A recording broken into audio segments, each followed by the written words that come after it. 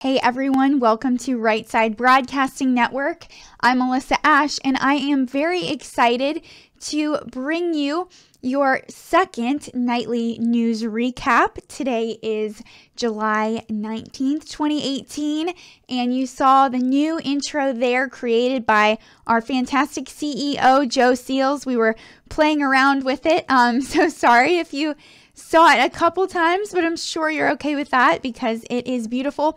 And I will be covering a variety of topics today, news in all different states, and of course politics, our main sphere, and some business news and world as well. So stay tuned. It is going to be so much fun. I see all of your comments in the chat room right now. You guys have been hanging out for a while, and I'm so glad. Thank you so much for just being so supportive and anticipating this broadcast. And also don't forget that if you have a great news story that maybe I haven't shared yet or I might not share, please send it to me on Twitter, and I will show you guys my Twitter handle right here. It is at Alyssa RSBN. So make sure to share it with me on Twitter. That would be really fantastic, especially if there's something that I may have missed. So I will leave that up for a second. And making some quick adjustments here. There we go. We are still, experimenting and fixing the settings, but I'm going to switch it back over. Okay, well, you just saw the graphic again there, so I need to remove it before, as I'm switching back and forth, or you're going to see that a million times tonight, and then it won't be quite as beautiful. So taking it out for now. Sorry about that. But anyways, our first news story of the night is actually a tough one from Fort Worth, Texas. Police are currently searching for suspects who shot 3 employees at a Texas bank. And I'm going to show you guys a picture of the scene right now. You can see that police are responding, and this is Veritex Bank in Fort Worth after 3 were shot there this morning. So it was actually 3 female employees that were shot and wounded. So if you could please keep them in your prayers, that would be very appreciated. It was about 9:20 a.m. and the FBI said later that an attempted robbery occurred and no money was taken. Now, during a press conference, police actually said that the 2 suspects went into the bank with weapons drawn and then shots were fired. And this is from CBSNews.com. Thank you for that. So police are still searching for the suspects, and they don't have any descriptions available. And the FBI says it became aware of a potential vehicle associated with the robbery, and they are investigating. So the 3 women who were unfortunately shot are in serious condition, but they have non-life-threatening injuries, so that's good. And this is from a MedStar EMS personnel. 2 women were also transported to John Peter Smith Hospital, while the other one was sent to Harris Methodist. And police say the bank was open at the time, but they don't know if any customers were inside at the time of the shooting. And Sergeant Chris Britt with Fort Worth PD said, obviously, this was early in the morning, traffic going up and down the streets here. If anybody in the area saw anything unusual, vehicles leaving the scene, any people from the area that seems odd, if you saw anything that might seem unusual, please give us a call. And I see your comment, Guinevere. Thank you for covering this, Alyssa. It's right up the road. And also, hey to Barbara Brayley and Guinevere and Real Frank in Florida, Lady Leatherneck, Roger Vega, and Tom O'Neill. Wow, it looks like so many of our moderators are in the chat room tonight. And also, I missed it. We already had our first donation of the night from Moonman Huckabee Sanders. Donated $2 and said, "Great to see you again, Alyssa. Good luck tonight." Thank you so much, Moonman. Really, really appreciate your donation. So I'm going to continue going through the story with you guys. So the bank actually addressed today's incident with a post on Facebook saying that its highest and greatest concern is for its employees' health and full recovery. And the bank wrote on Facebook, "All of our employees are very special to us, and you just never know what a day might bring to each of us. We just don't know, but we can be prepared. It's times like this that the Veritex family pulls together even closer. We ask for prayers and a healthy and positive outcome for the 3 teammates, which we believe is the best medicine." So thankfully, those are, non-life-threatening conditions, but it's still pretty serious. So please keep those women in your thoughts and prayers. And moving on, while we are covering different states, there was actually asbestos confirmed in a steam pipe that exploded in Manhattan today. And I'm going to show you guys a picture of that. You can just see the explosion in the city right here. This was on 5th Avenue in the Flatiron District of Manhattan today. And I see your comment about the last story, the Prophet. Weren't there cameras in the bank? Is there a description of the suspect? They say they don't have any right now. So that is surprising that they didn't discuss cameras getting footage of that. But we will just have to stay tuned to find out.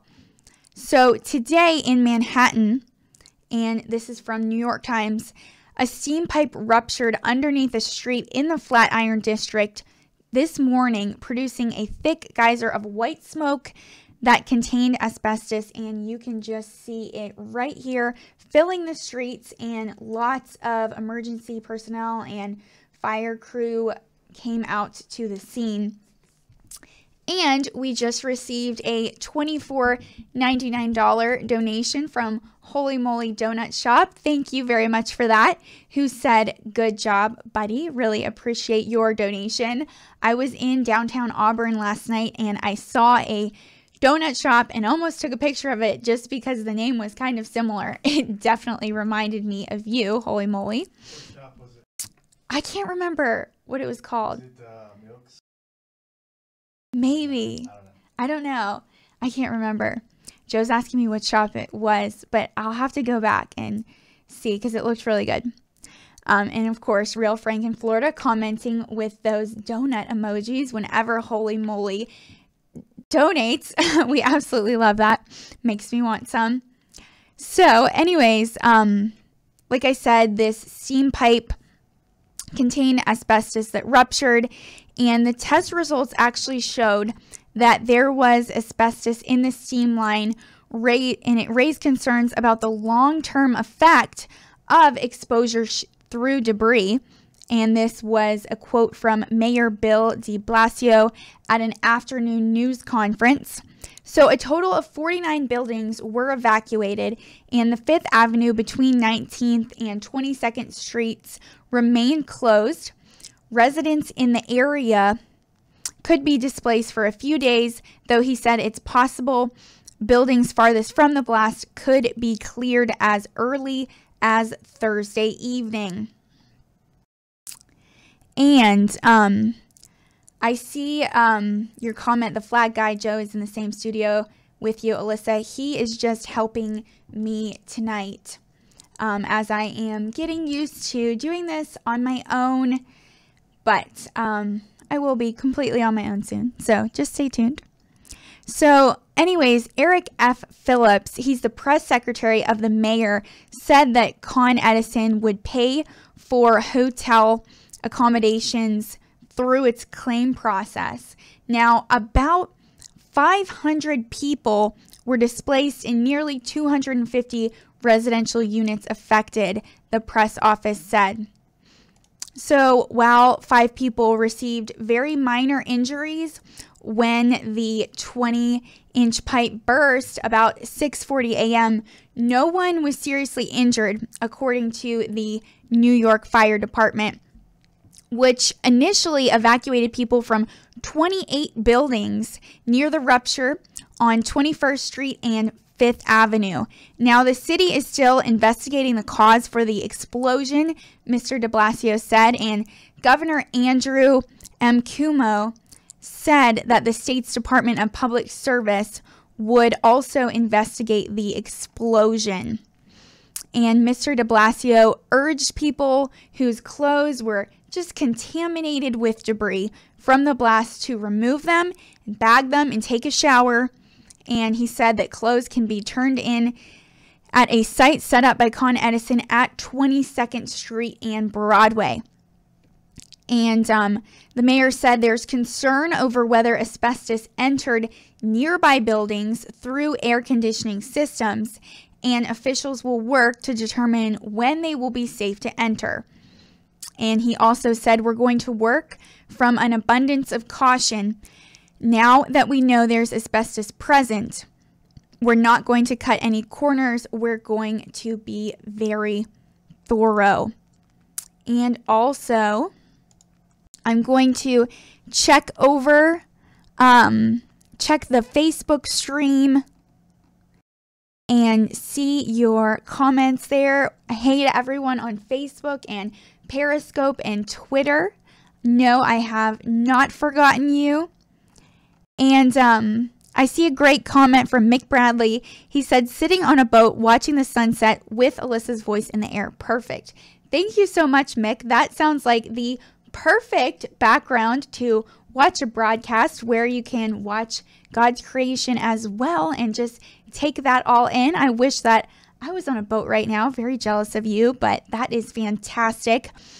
And remember that if you have comments, questions, and I would love to hear your news stories as well, please send them to me on Twitter. I'm going to show you guys real quick my Twitter handle. If you don't know it, is at Alyssa RSBN. And I'm going to check it over here as well. Just had it pulled up. I've got 2 computers going on right now, just to make sure that none of you have messaged me yet. Okay, I got one from Ronnie Mercer, who is a regular messenger. And he said, did you see the video of Whoopi Goldberg harassing Judge Jeanine on The View earlier today? 4 liberals on the show and 1 rhino, and they can't handle one conservative woman speaking her mind. Outrageous. I have not seen that yet, Ronnie Mercer, but if you would like to share it, I would love to see it. And if not, I will just look it up after the broadcast and then tell you my thoughts on there. And let me see. Jamison Carpenter said, any new info on Lisa Page's testimony? Not yet, but we will definitely keep you updated on that. And my dad is in the chat room, Gregory Ashe. Everyone is saying hey to him right now. Hey, Dad. And let me see. So the next story for you guys actually contains a video as well. And wow, we just got a $4.99 donation from Ruth McAllister, who actually owns an outdoors shop. And she sent us lots of t-shirts and jackets and hats and shoes, and so we're really excited to have all that gear and look good on air. Thank you so much, Ruth. And she said, sent a second package today and found some more goodies. Wow. Check your P.O. box next week. Estimated delivery Friday. Thank you so much for that, Ruth. What a blessing. So now this news story comes just days after the Helsinki summit, where Russia is actually showing off Putin's super weapons. And I have a video. They've released some propaganda style videos to their people of these super weapons, but I'm going to give you a little bit of background before I share it with you guys, and then I will show you the video. So on Thursday, Russia actually broadcast a series of videos showing the testing and operation of a new generation of nuclear and conventional weapons. And now this was just days after Vladimir Putin and President Trump discussed how to avoid an arms race. So President Putin announced an array of new nuclear weapons in March in one of his most bellicose speeches in years, saying they could hit almost any point in the world and evade a U.S.-built missile shield. And this is from Reuters News.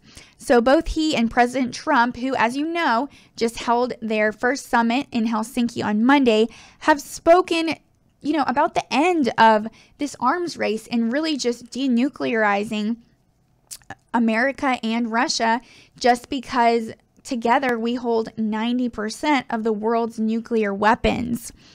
So President Putin spoke of the urgent need to work and extend the New START Strategic Arms Reduction Treaty. And on Thursday, the Russian Defense Ministry aired this Hollywood-style footage of many of the new weapons Putin unveiled in March being tested or in action. And so I'm going to switch over real quick and show this to you guys right now. And this is from Reuters as well. Okay. On Thursday, the Russian Defense Ministry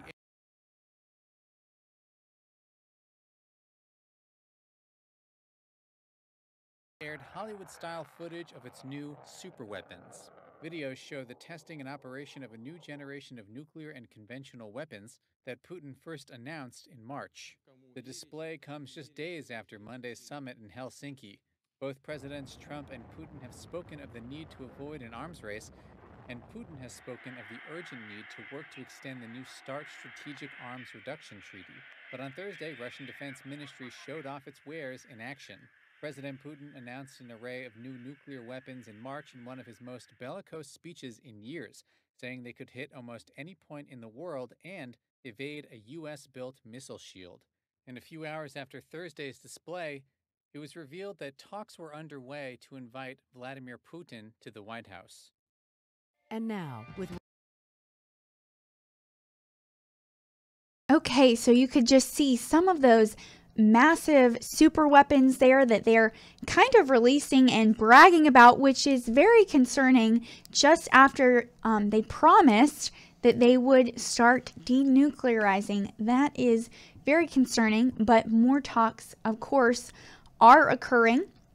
But before I get into that and finish this information for you guys, just got a comment from Stephen John Asante, who said, "You never actually answer me." But yes, Stephen, every time you comment, I always answer you. Will you come and interview me in Houston? And I will have to ask Joe about that. Hopefully, maybe we could even go to a rally near Houston and then interview you. That would be the best. And he said, "Why does my iPhone only let me donate with 99 cents on the end of everything? I wanted to give 10. I don't know. That is so weird. But I know that we get a lot of, 99-cent donations. And so maybe it's just kind of a tick or something with YouTube.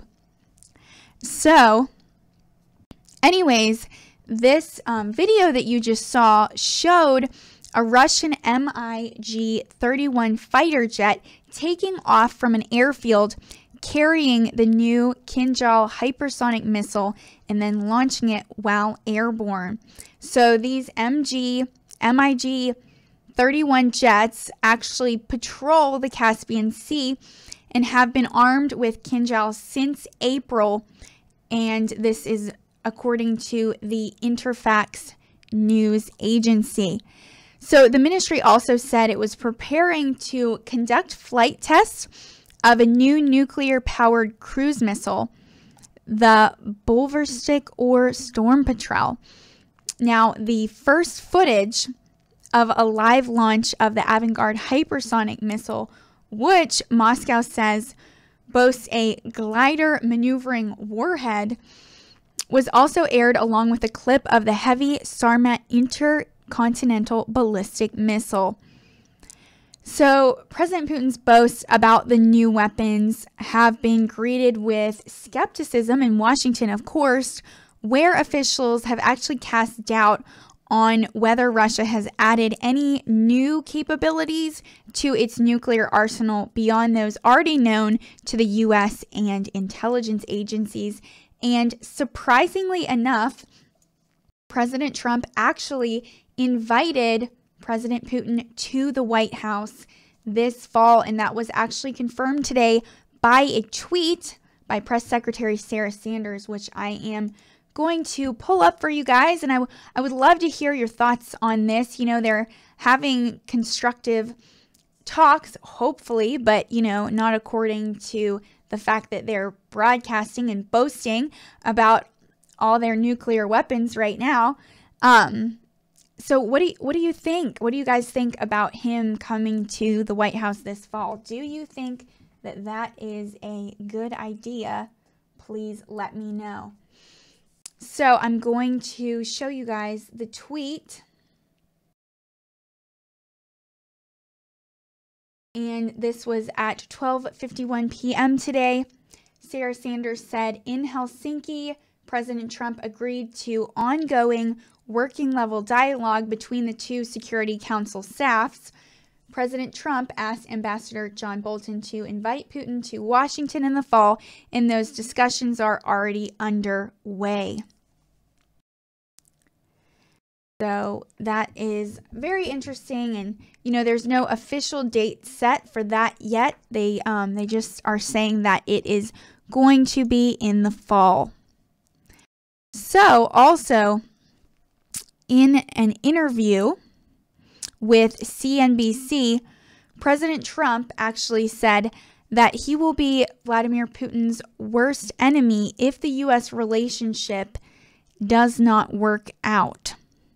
So he said on Thursday, if dealings with, like I just said, Vladimir Putin don't work out, he will be the worst enemy he's ever had.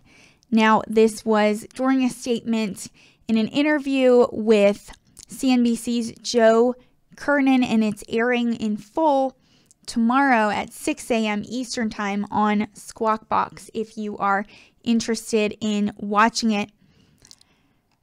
So in the same interview, President Trump said that his predecessor, President Obama, has been a total patsy for Russia, while claiming that he has been far tougher on Russia than any president in many, many years. And just got a comment from James Carpenter. He said, the open dialogue with Russia is important, and we really don't know if the so-called weapon system displays are meant to intimidate us, maybe a negotiation tool to press Iran on pulling out of Syria. That is a good thought. Thank you so much, Jameson.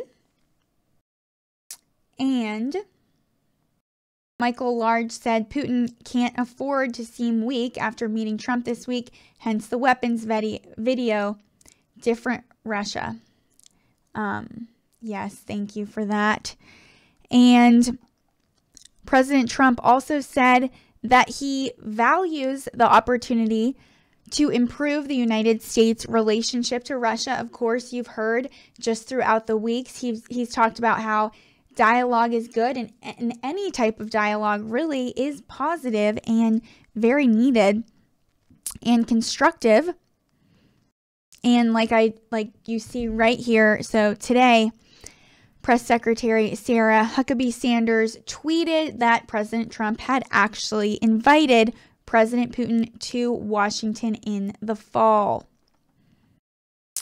And the president's comments came 3 days after, as you know, he met with President Putin in Helsinki, where his comments drew widespread criticism from both sides of the aisle.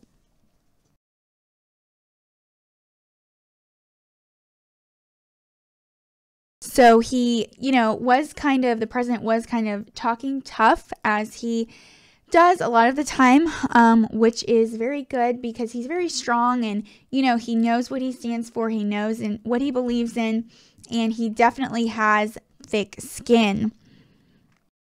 So he also, as you know, during NATO, he urged German leader Angela Merkel last week to withdraw support for a new gas pipeline that would bring gas from Russia to Germany across the Baltic Sea. He called Germany a captive of Russia because of its reliance on Russian energy sources. And he said, wait a minute, we're supposed to be protecting you from Russia and you're paying them millions of dollars. What's that all about? And then he said, now you think that's a positive for Russia? I'm talking them, Germany, out of things that Russia, were given billions of dollars. It's ridiculous, by the way, that it's even happening. And the president also urged people to look at the sanctions that he's put on Russia, which when he says this, he is referring to just several different sets of financial sanctions imposed by his administration on Russian oligarchs, companies, and government officials. And he said, look at the diplomats I threw out, referring actually to the U.S.'s expulsion in March of 60 Russian diplomats who had been identified as intelligence officials after the poisoning of an ex-Russian spy in Britain.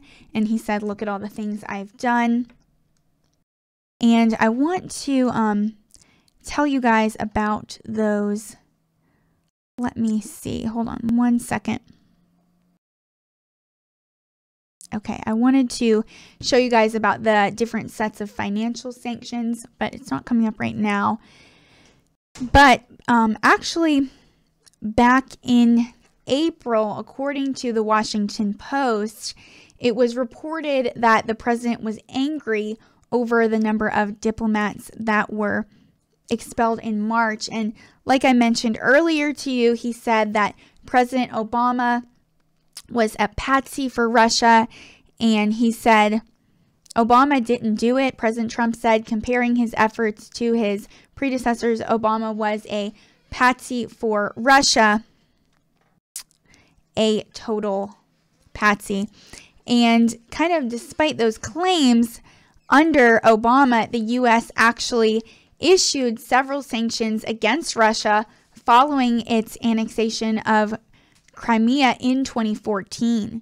And Obama and other international allies also booted Russia from the G8 that year to retaliate against Putin for the Crimea crisis. So President Trump on Thursday, he mentioned an incident in March 2012 when President Obama, who was apparently unaware that his words were being caught by a live microphone, told the then Russian President Dmitry Medvedev that Obama would have more flexibility after the American presidential election in November 2012 to negotiate Russia's incoming President Putin on the issue of missile defense. And President Trump said, look at that statement he made. He thought the mics were turned off. Okay, the stupid statement he made. No one makes a big deal of that. And then President Trump added, getting along with President Putin, getting along with Russia is a positive, not a negative. Now, with that being said, if it doesn't work out, I will be the worst enemy he's ever had, the worst he's ever had. So definitely some strong words from the president there. And I'm switching back over right now real quick. Okay, and moving on. So I don't know if you guys have heard about this yet, it's definitely controversial, especially in our circles, the conservative circles. So non-citizens, illegal immigrants in San Francisco are now going to be able to vote in school board elections. And this is from Fox News. So the city of San Francisco this week actually began to allow non-citizens, including illegal immigrants, to register to vote in the November election for the city school board. And the effort actually allows the city's passage of a 2016 ballot measure that gave the right to vote in school board elections to non-U.S. citizens over age 18 who live in San Francisco and have children under 19, according to the San Francisco Chronicle. Wow, and we just received a $99.99 donation from Kanye West. Thank you so much for that, Kanye. We really appreciate that. What a blessing. I wonder if he's the real. Yeah, we wonder if you are the real Kanye. Thank you so much for that. And you said support free thought. Really appreciate your donations and your support. And for those of you that are new to RSBN or, don't know kind of, why we receive donations, what we do with them, I can tell you a little bit about that soon. But first, I'm going to keep going through this news story. But wow, again, thank you so much, Kanye. Really appreciate it. That will definitely help us get to our next rally. And Swoosh for Trump just said, no doubt he's the real Kanye. And something, I think I was actually talking about this 2 nights ago on my last nightly news recap. Real Frank from Florida said Bush claimed he looked into Putin's eyes and saw his soul. Well, yes, he did say that. Thank you very much, Real Frank in Florida. So also, just to continue to go through this, that illegal immigrants in San Francisco can actually vote. So this measure was actually approved by a majority of San Francisco's eligible voters, but after the first 2 attempts failed, so Hillary Ronen, who is one of the city board supervisors, said to the publication, "This is a no-brainer legislation. Why would we not want our parents invested in the education of their children?" And then Supervisor Sandra Lee Fewer said, "As a parent myself and a former member of the SF Board of Education, it is critical that the voices of all parents are at the table, particularly those that have historically been denied a voice in the process."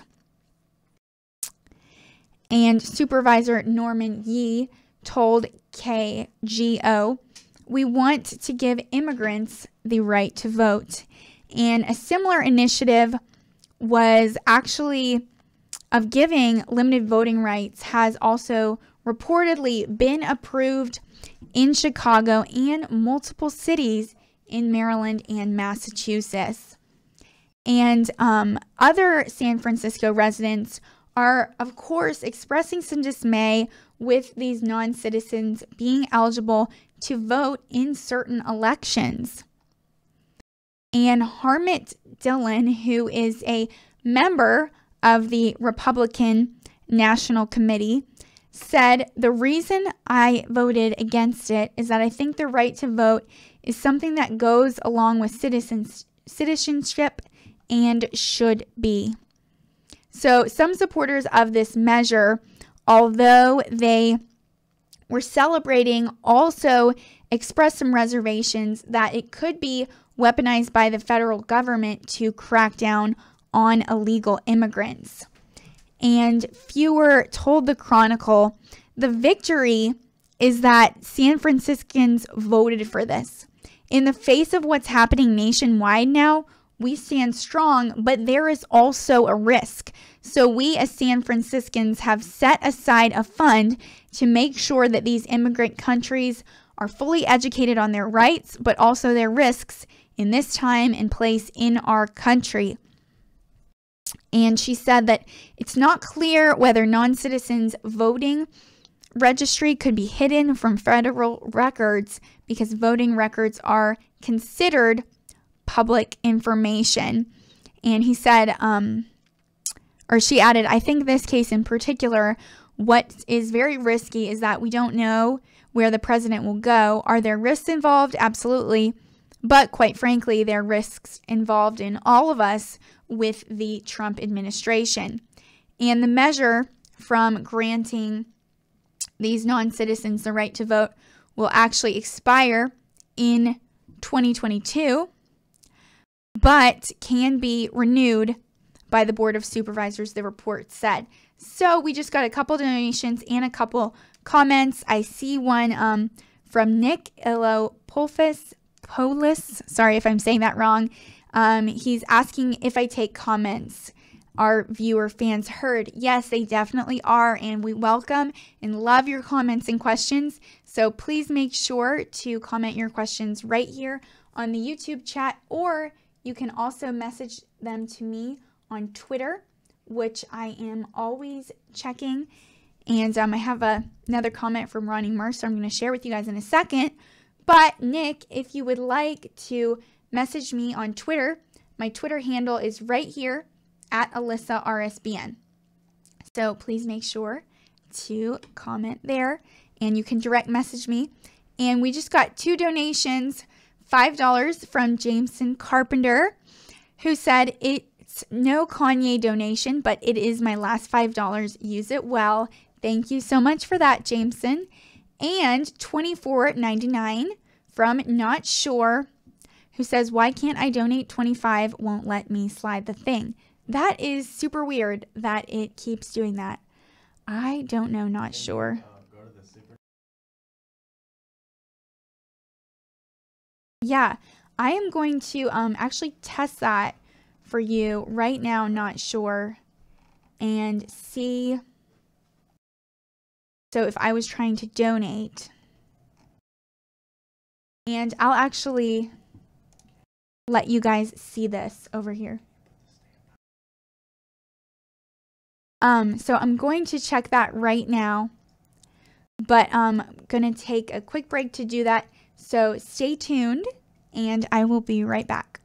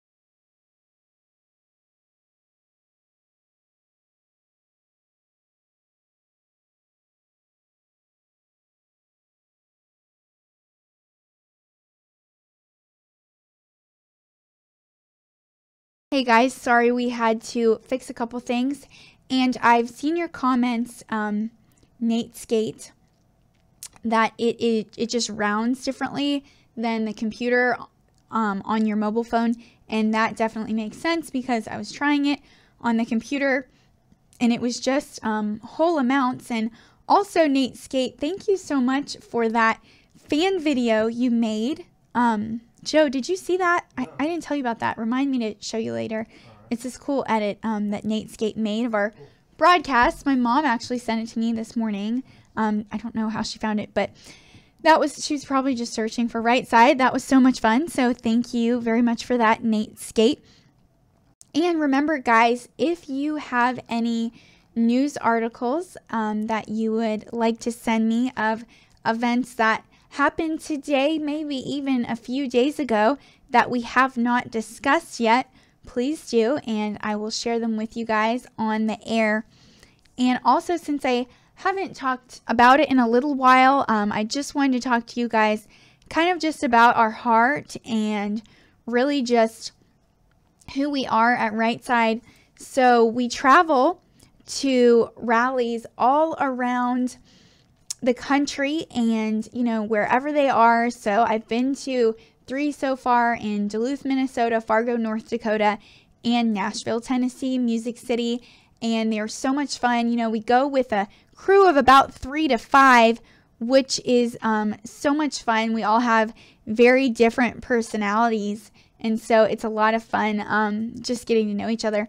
But also, Nate Skate, it looks like everyone wants to see your fan video now. So please share that link in the comments and everyone can watch that after the broadcast.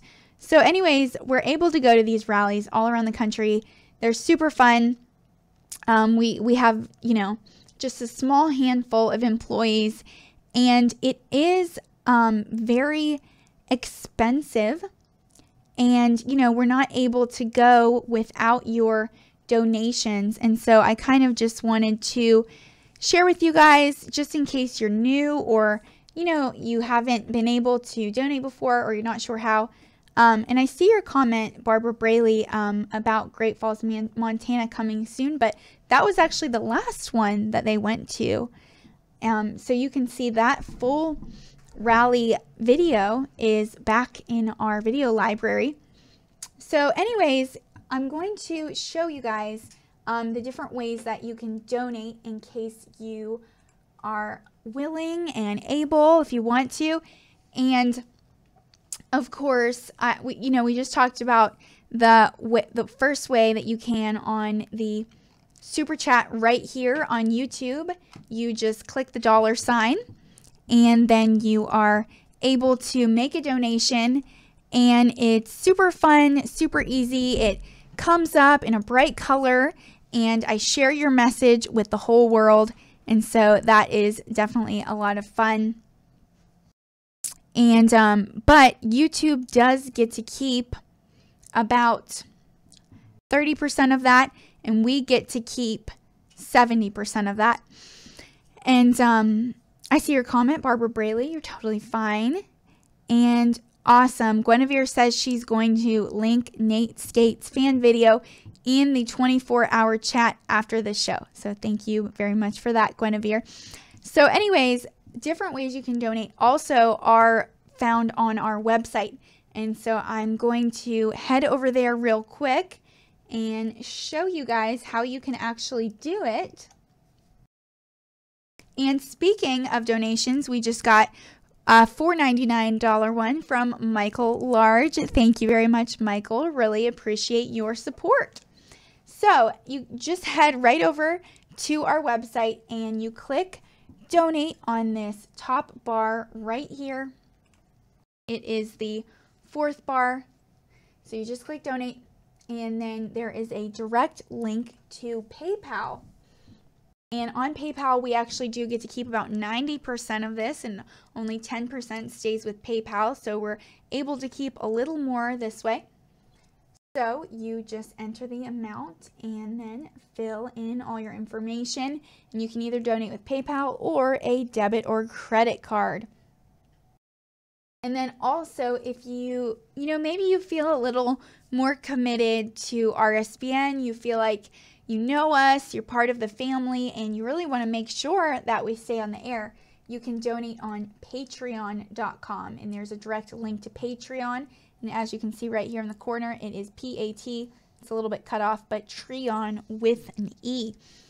And then you can become a patron and become a monthly donator and receive fun things like hats and pens and pencils and stickers and just different fun fan items to remember us throughout the day. We even, we were doing some fleece blankets during the rallies with our logos embroidered for those that entered our contest. And to enter this contest, they each donated $25. And then each $25 donation was an entry. They were able to donate, as many times as possible. And we actually raised, what, $10,000 that day? Yeah, and so everybody knows, we will have the blanket fidget spinners. Oh, fun for the next contest. Yes. That's so fun. So we are going to have, the blankets available next time, t-shirts, and fidget spinners. And so that'll be a lot of fun. So make sure to tune in to the next rally to learn about the next contest. And we just received a $3.99 donation from Debo, a regular. Thank you very much for that, Debo. We really appreciate you. So also, while we're on the subject of Patreon, there are, this is one of the 4 ways you can donate. And there are actually different tiers. So there's entry level, bronze, silver, gold, platinum, diamond, double diamond, and all access when you are donating $500 or more. And we're actually going to have kind of just a personal talk tomorrow with one of our all access donors, John Stewart, who is really fantastic. He's an author and he plays the bagpipes. He's been a donor, for a long time. And so we're going to talk to him, and that's going to be a great time. But anyways, so those are the different ways that you can donate on Patreon. And of course, if you are not comfortable donating online, we completely understand and respect that. And you can send directly to our P.O. Box here in Auburn.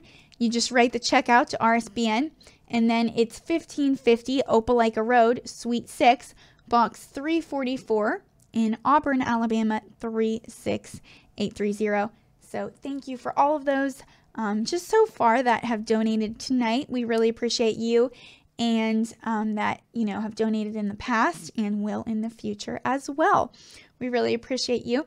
And just got a comment from 9 Fathoms, said, I need the bagpipes. That is so funny. I actually had a professor in college, Mr. Stevens, who would always play the bagpipes at our annual, well, not annual, they were every semester, but late night breakfasts. And those were so much fun. And sometimes he would just randomly do it around campus. So a lot of people have a love-hate relationship with bagpipes, but I think they're really fun just for a short amount of time, just not too long. So anyways, there's a quick little blurb about donations, and if you have questions about those, or you're trying to donate and it's not working, then please message me, DM me on Twitter, and I'll show you guys that Twitter handle at Alyssa RSBN, and I will try to get that resolved for you. And I see your comment, Jameson, I failed, donated through greedy YouTube. That is okay.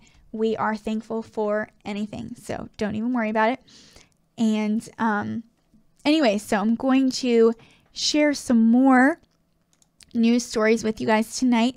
But remember, if there are any that I've missed, then please share them with me, and I would love to share them with everyone right here on the channel. So I have one about Michelle Obama kind of getting a little bit more involved, and this is from Politico. And so she has a new initiative that will be nonpartisan, and it's actually frustrating some Democrats who would like her to hit the campaign trail for candidates. So she's actually jumping into the 2018 campaigns with a voter registration initiative that will be strictly nonpartisan. And this is exciting and frustrating some top Democrats who would like the popular former First Lady to actively campaign for candidates. So this initiative, which was scheduled to be launched today, actually, is the result of months of quiet conversations and planning full of false starts and uncertainty about whether to go forward. So it will have her appear in public service announcements and at live events throughout the country in the fall, according to just the multiple people that have been informed of her plans.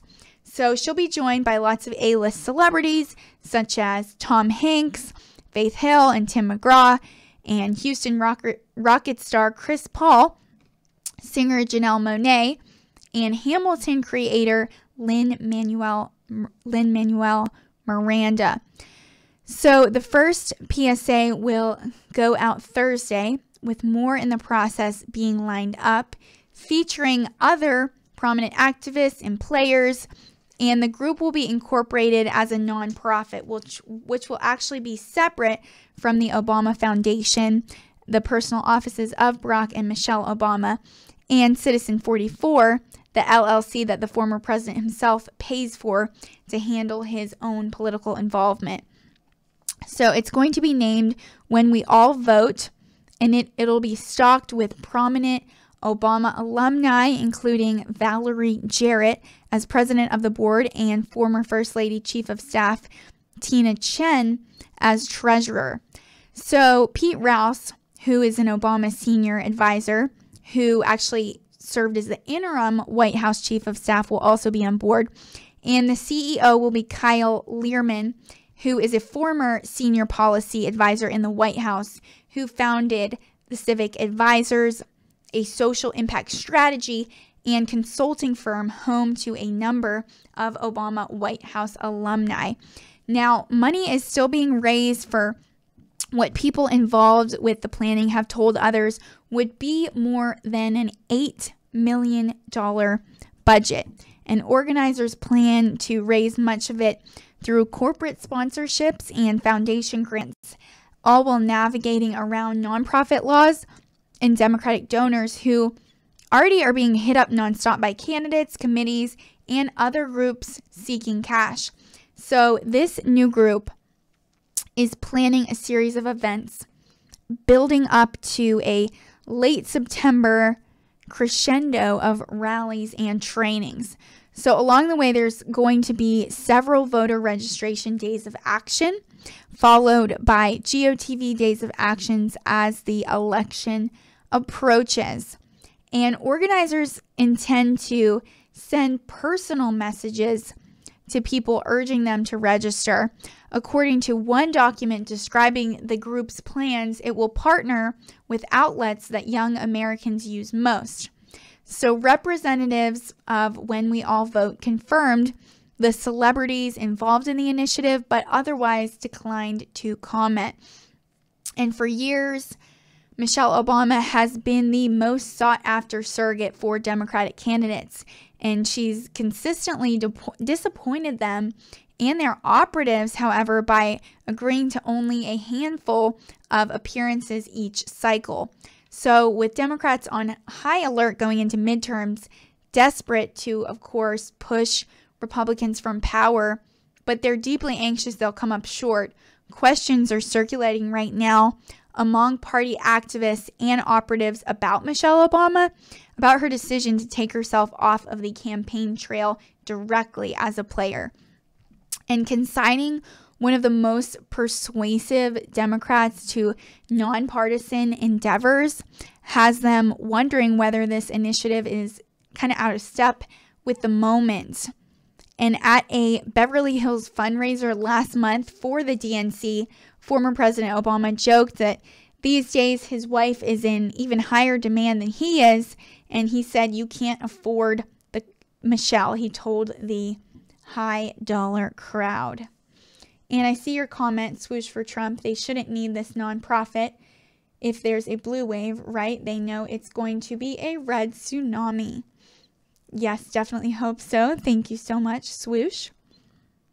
So Michelle Obama's staff has actually gone back and forth on the question about whether she'll try to weave in a few campaign appearances on behalf of her candidates. And one person close to her said Mrs. Obama is really excited about this voter registration effort, and her fall schedule is still coming together. Now, since the 2016 election, she's never been scarcer in public than during her time in the White House. And when she has popped up, it has been with words clearly directed toward President Trump. Back in an appearance on Ellen in January, she said Americans must stay open-hearted and forget what they're saying in Washington. In the following month, she told a group of educators in Washington that they are what makes America great. And in June, she spoke out against President Trump's separation policy, but only by tweeting her agreement with an op-ed penned by fellow former First Lady Laura Bush. And we just received a $4.99 donation from Debo. Thank you very much for that. We so appreciate it. So meanwhile, though, even though she kind of hasn't been in the public eye as much, she's still been doing a number of paid speeches. And President Trump's election, of course, has been a challenge for her, not just because of policies that contradict or reverse her husband's, but his very victory, along with many other Republicans who supported him, is a direct challenge to her. When they go low, we go high. And in a 2016 convention message, she said, which had actually become a rallying cry for Democrats under a Democrats sure that Hillary Clinton would easily dispense Trump, which, as you know, she did not. And to the former First Lady, though the voter registration drive is the best way to take on a prominent role without engaging directly in electoral politics, which she has little affinity for, and it fits with a larger theory about political engagement that she shares with her husband, which is the more people who vote, they believe, and the better it will be for Democrats overall. Obama will hit the campaign trail for candidates, but he's also been stressing nonpartisan engagement through his foundation. And then there's kind of another motive at play. She is writing a $400 page memoir, Becoming, and it's due November 13th, a week after Election Day. And former First Lady will be doing a nationwide book tour, and her staff do not want to be overshadowed by politics. So that's very interesting. No matter how you feel about her, it is definitely interesting that she is kind of just getting involved again, really. And I have, of course, some more news stories to get to you guys. Mick Bradley said, do you announce PayPal donations on air, or does that take a little longer to process? We usually don't, but we can. Yes, that would be great. Okay. Our CEO is about to read them to me, and I will share them with you guys.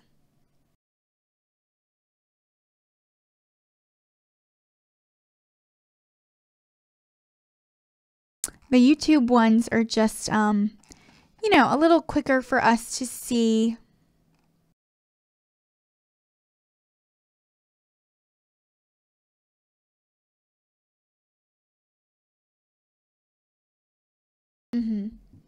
That would be nice.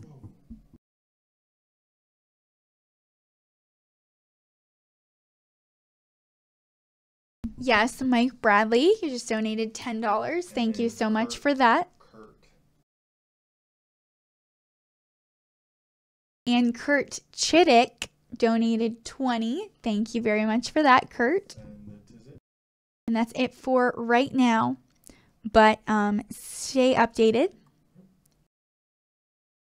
And we really appreciate all of your donations. Thank you so very much.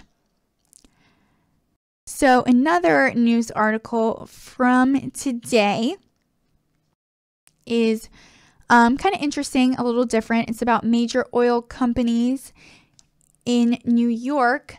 So oil majors win dismissal of New York City climate lawsuit. And this is from Reuters. So a U.S. judge today dismissed a lawsuit by New York City seeking to hold major oil companies liable for climate change caused by carbon emissions from burning fossil fuels. So in dismissing the city's claims against Chevron, BP, ConocoPhillips, ExxonMobil Corporation, and Royal Dutch Shell, U.S. District Judge John Keenan in Manhattan said climate change must be addressed through federal regulation and foreign policy. And we just received another donation, $2.99 from Rick Moore. Thank you very much for that. So appreciate your donations and continued support. It's so good always having you here in the chat room. Anyways, so the judge said climate change is a fact of life as it is not contested by defendants, but the serious problems caused hereby are not for the judiciary to ameliorate. Global warming and solutions thereto must be addressed by the two branches of government. And Seth Stein, who is actually a spokesman, for New York City Mayor Bill de Blasio, said the city planned to appeal the decision. And he said the mayor believes big polluters must be held accountable for their contributions to climate change and the damage it will cause New York City. And the city actually sued oil companies in January and announced it intended to divest fossil fuel investments from its 189 billion public pension funds over the next 5 years. And the city said that companies knew for years that carbon emissions cause global warming, yet they promoted fossil fuels while pushing public relations efforts to discredit science on the risks of climate change.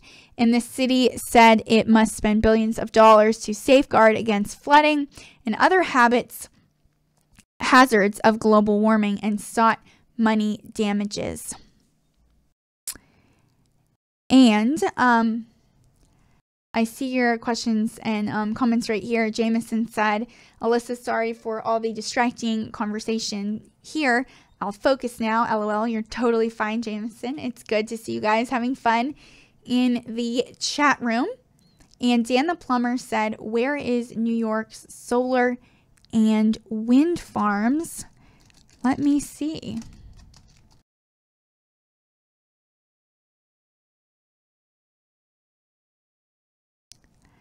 I wasn't sure, so I am looking for that for you right now. And also, Light Switch said Biden will probably run for the Dems.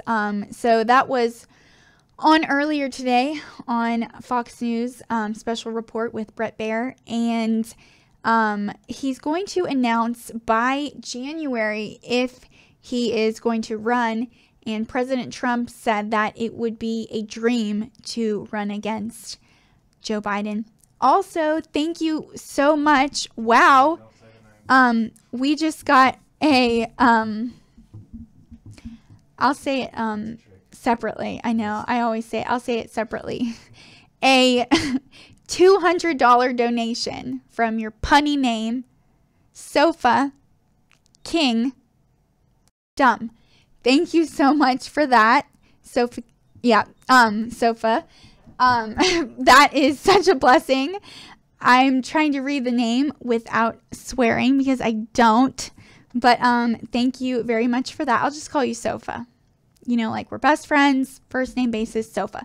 Thank you so much for that donation. Wow. We really, really appreciate that. I am just blown away by all of your support tonight. Donations have been great. And I'm thankful, that this is going to be a regular thing. You guys can keep watching and know that it's coming every night, Monday through Friday. Thank you very much for donating. And I was trying to answer your question. Swoosh for Trump saying that was his baptismal name. Oh, you guys definitely crack me up. So, I'm looking New York solar farms. So it's saying that they are on the rise in New York's Hudson Valley. So there you go, Dan the Plumber. Check out Hudson Valley if you want to know more about that. I'll share this link with you if you want to look into that. It's from the Poughkeepsie Journal. Okay, here's that link if you want to know about the solar farms in New York. Enjoy. So also, switching back to my oil article, but first I want to check Facebook. I hate to neglect you guys, but I'm always switching back and forth, so I'm going to check the comments on here. Make sure you guys don't have any questions.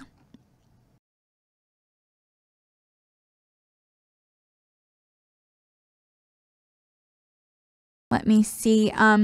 Not too much, just some sweet compliments. Thank you very much for that, all of you on Facebook. Really, really appreciate your support. Okay. Switching back right now.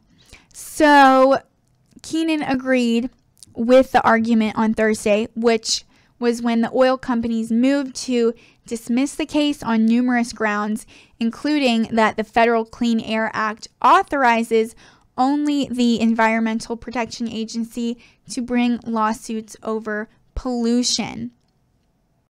And I see your comment, Swoosh for Trump. Where's S Blaster? I don't know. I haven't seen him in the chat room in a while. He always shows up for rallies and donates a lot during rallies, so hopefully he will come back.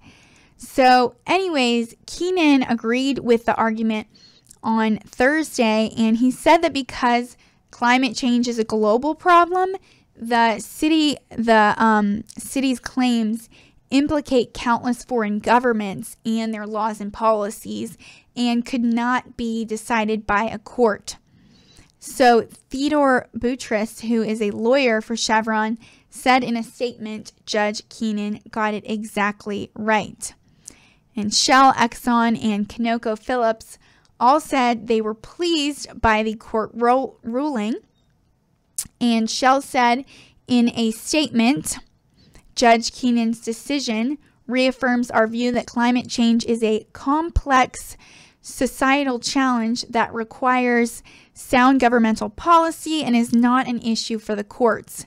And then Conoco spokesman Darren Buedo said climate change was a global issue that requires global policies and solutions, and BP could not be reached for comment. So there is a little bit there for you guys. And moving on right now to some financial matters and just some business news. So the EU and Mexico automakers are blasting President Trump's auto tariff plan.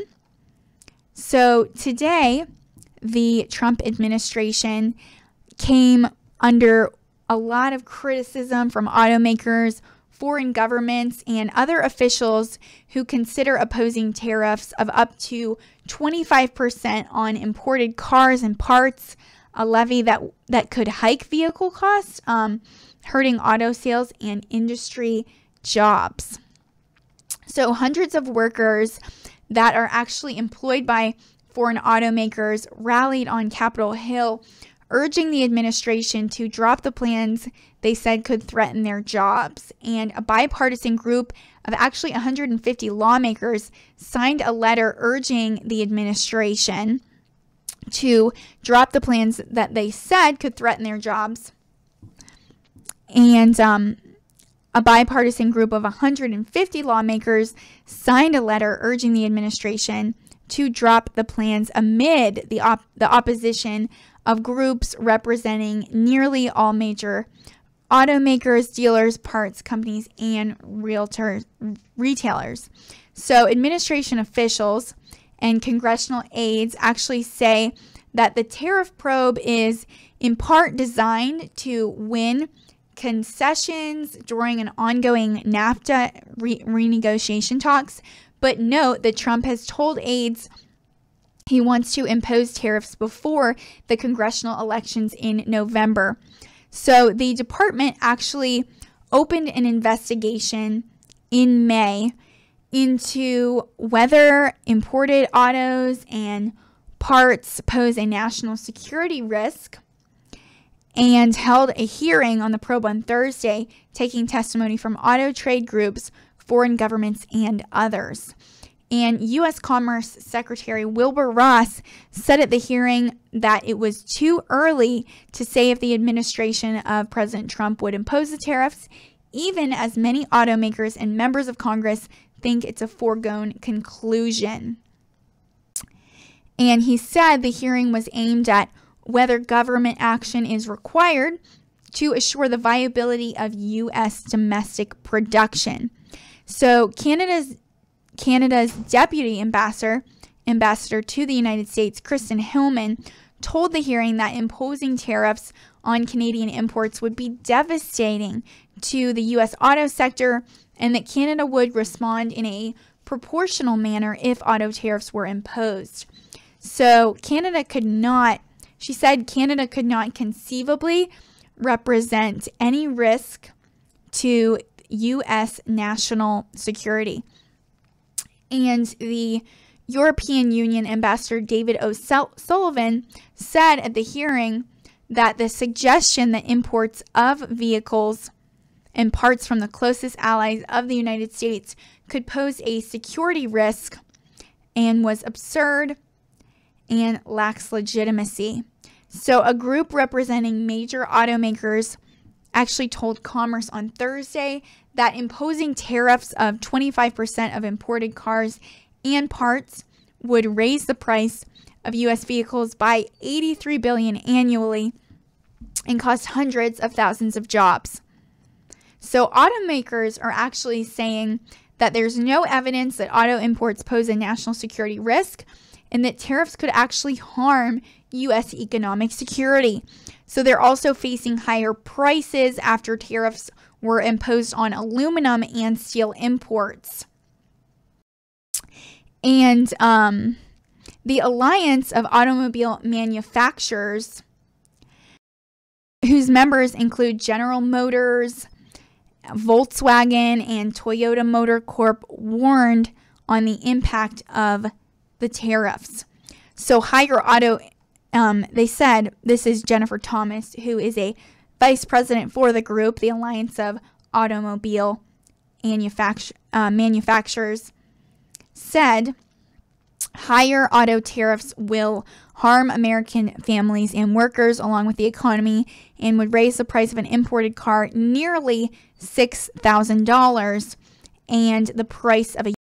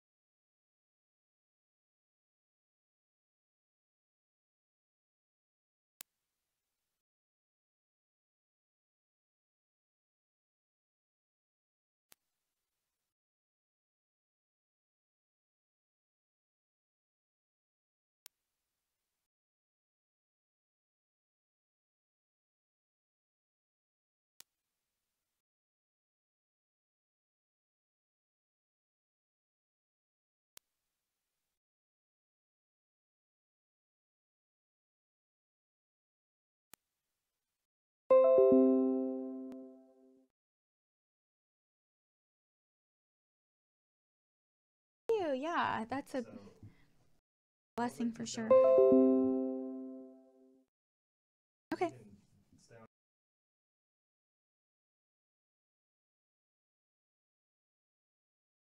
Oh, yeah. Okay. Okay.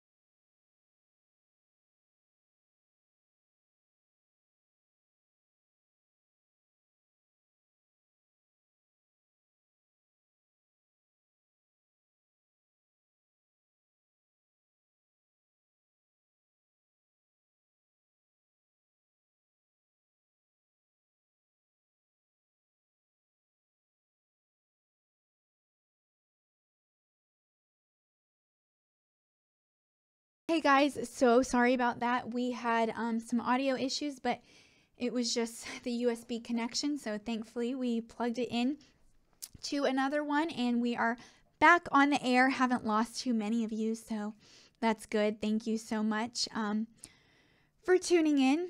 And yes, I see your comment, Cecil Bard, drink water in the intermission. I just got a little bit, so that helped. But thank you so much. And I have a little bit about Dan Coats that I will get to. But first, I want to finish up this article that I was reading to you, sharing with you guys earlier. And let's see.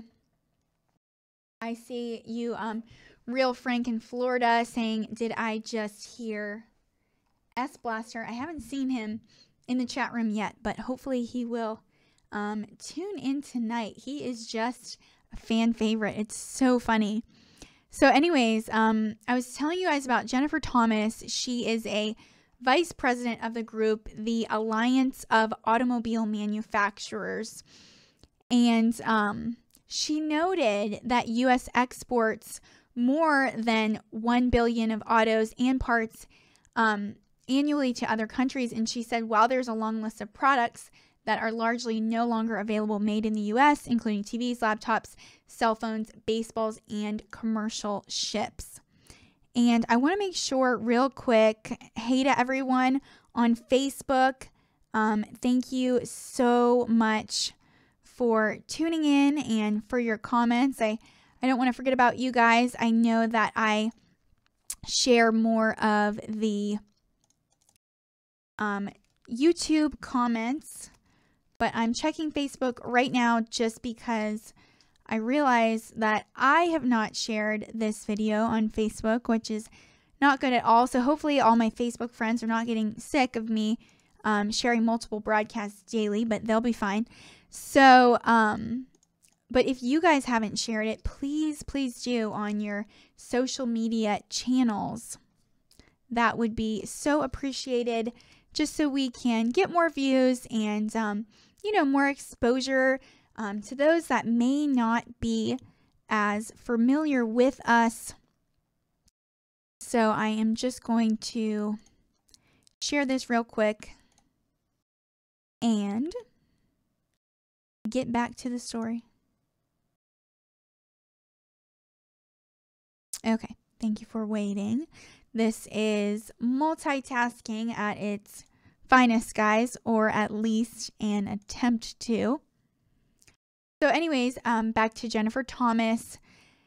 So, you know, she said that these U.S. exports would just be super expensive to other countries, and that there's a long list of products that are no longer made in the U.S., including TVs, laptops, cell phones, baseballs, commercial ships. So no automaker or parts company has endorsed the tariffs, and they have pointed to near record sales in recent years. So Jennifer Kelly like I said, who's the United Auto Workers Union Research Director, noted that U.S. auto production has fallen from 2.8 million vehicles in 2000 to 11.2 million in 2017, as the sector had shed about 400,000 jobs over that period, with many jobs moving to Mexico or other low-wage countries. And she said, we caution that any rash action could have unforeseen consequences, including mass layoffs for American workers.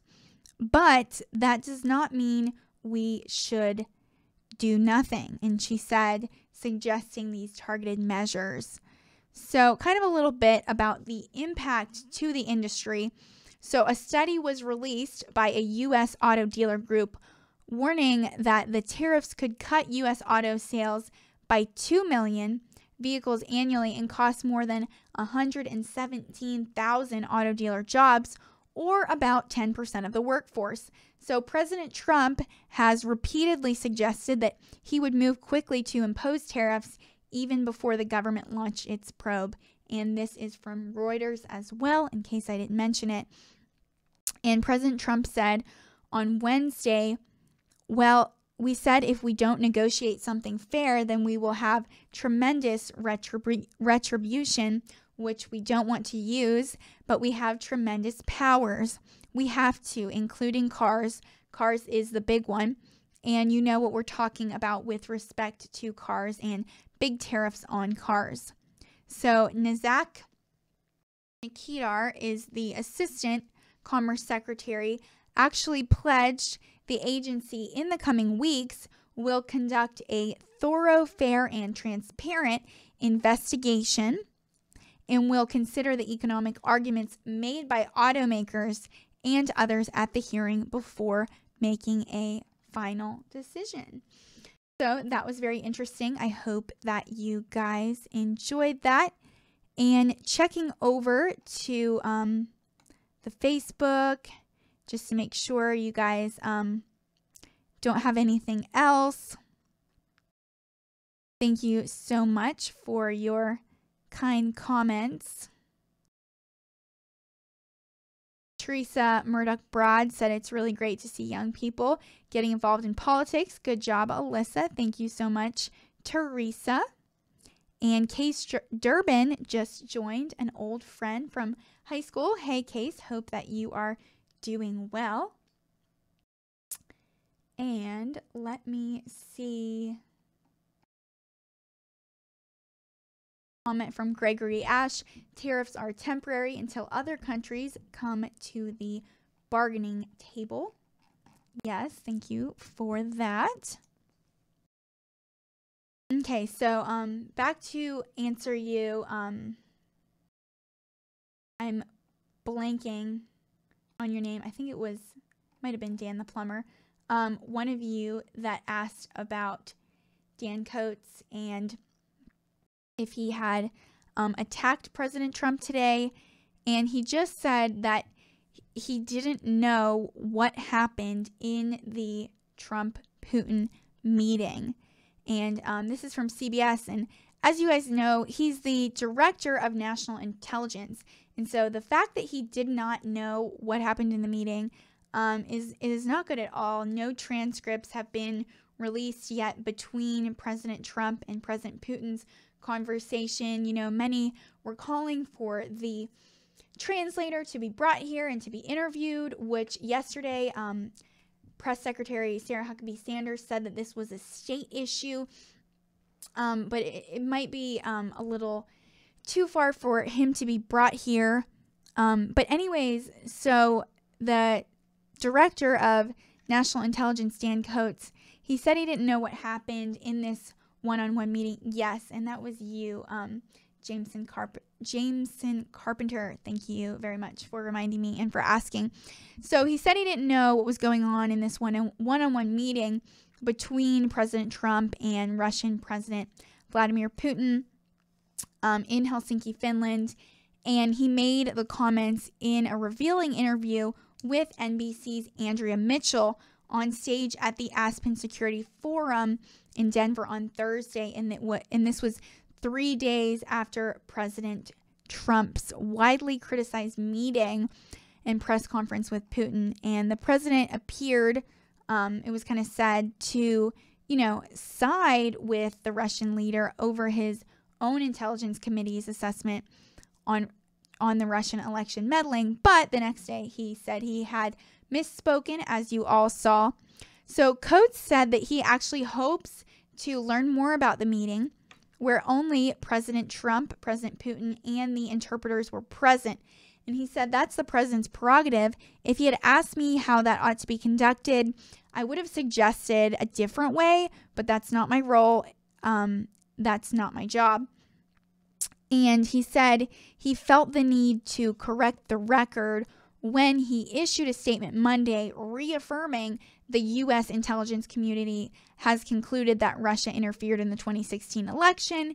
And this statement came after President Trump appeared to doubt the assessment in the press conference alongside Putin.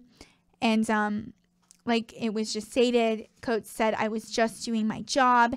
The statement declared the intelligence community has been clear in our assessments of Russian meddling in the 2016 election and their ongoing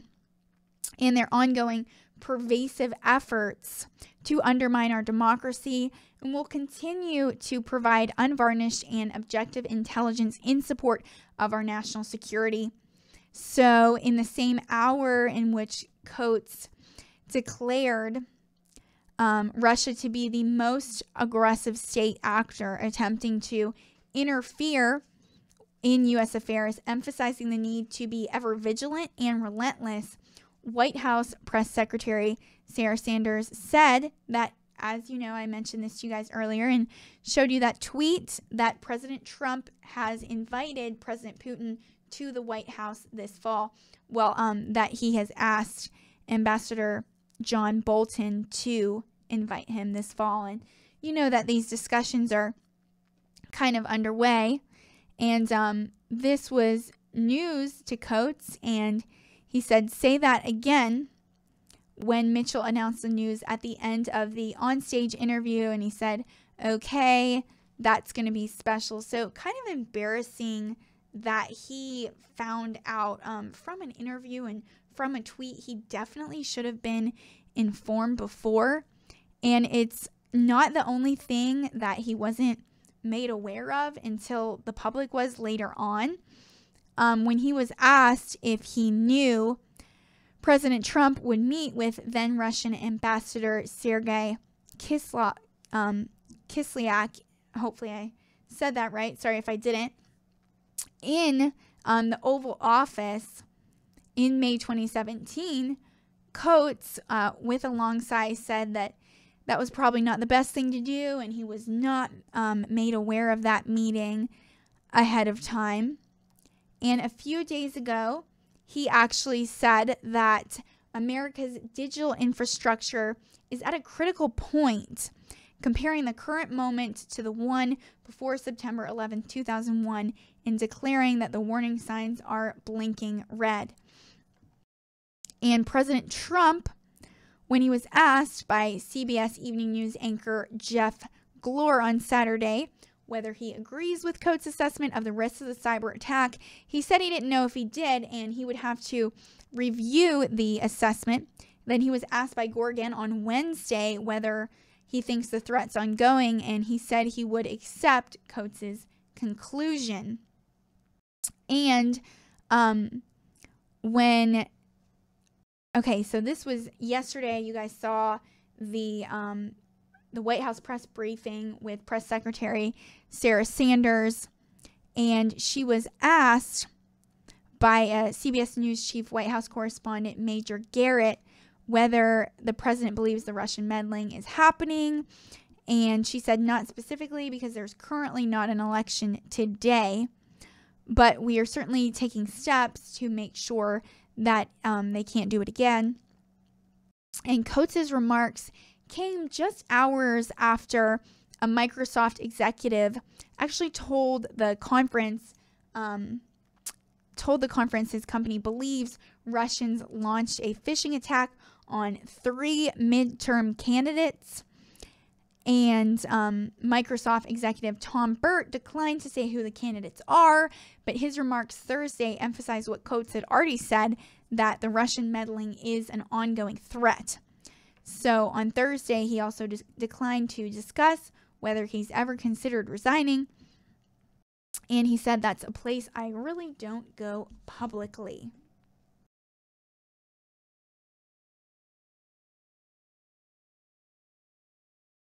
And seeing some great comments from you guys about Press Secretary Sarah Sanders. Guinevere said she's an amazing lady and mother, and I respect her tremendously. # be kind. And Gregory Ashe said she is at the top of her game in a very difficult job. She definitely is at a very difficult job. During these White House press briefings, questions are just thrown at her by reporters, and sometimes they're just yelling at each other like crazy and just, talking over each other, yelling at her, and it is not good at all.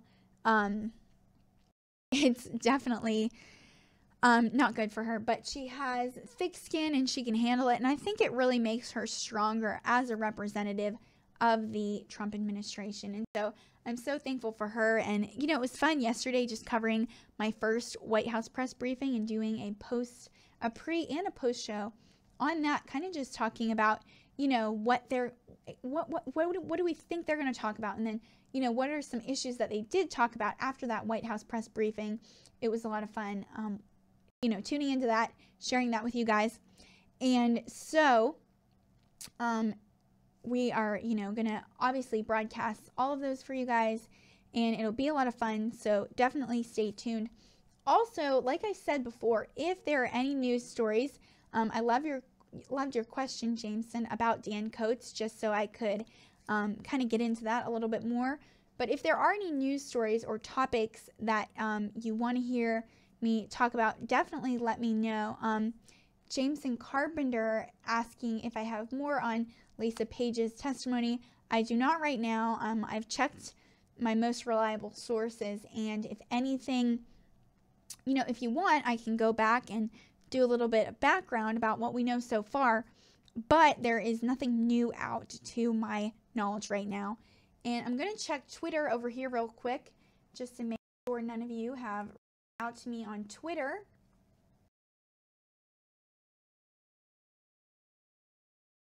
Yes, got a comment from Ronnie Mercer, who said, I'm glad that Putin is coming for a visit. President Trump should not allow the left to intimidate him from shopping. Yes, thank you very much for that. State wants to see more websites or visuals from what I work on that, Nate Skate. I try to show you guys lots of pictures and videos and different websites. It's just hard because I don't want to be like turned to the side on this screen completely. But if you don't mind that here as well, just so that I can show you guys what is going on as I'm sharing it with you live here on Right Side Broadcasting Network. And it looks like some more friends from home have joined on Facebook. Jenna Thomas, Jacob Bolin, Luke Russell, and Rachel Kaltbrenner. Welcome. So glad to have you guys all here on Facebook. It's the first time I've seen some of you guys watching before, so I'm so glad to have you guys on here. I'm doing these new nightly news recaps now, Monday through Friday at 7 p.m. Central Time, 8 p.m. your time. And so just going over the major news stories from the day. And so thank you so much for joining. And yes, Guinevere is saying we love your questions. Jameson Carpenter, yes, we do. Thank you so much for that. They are so appreciated. And let me see what else I have for you guys. I'm going to switch over to this screen just so that I can show you a little bit of what I am talking about.